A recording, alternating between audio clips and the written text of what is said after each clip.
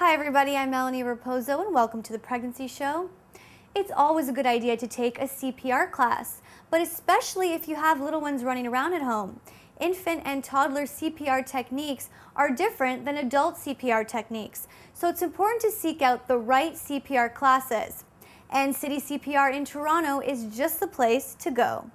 So we're going to reassure him, of course, right? Comfort him, get in touch with the parents, and make sure he gets seen, preferably today. Okay. Great, and it quite often can mean an emergency room. Okay. Right, for complications. Now, when we're finding that spot where to put our hand, Yep.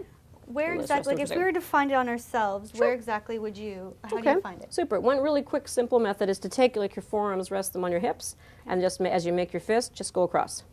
Right, it's usually going to get you, boom, right into the right location. Okay. And then your hand? You cup it with the other hand. People often ask which hand goes in. Your choice. A lot of people seem to like to put their dominant hand in, right? But again, your choice, right?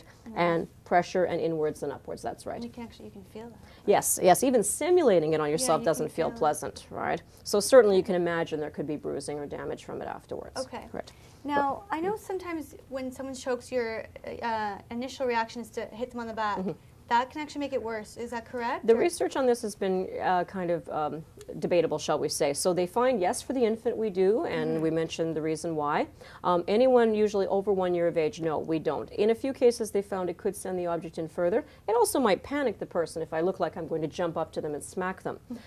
Some people will suggest, again, incorrectly, that the choking person should swallow a soft piece of bread because that will push down what they're choking on. Right.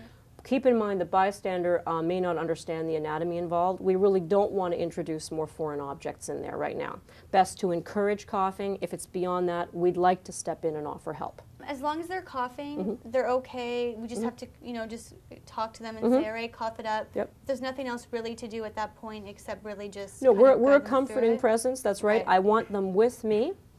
Imagine being out with a friend who might be having difficulty at the restaurant. What is their tendency? They will sometimes want to get up and run to the washroom, right? Because they're feeling embarrassed.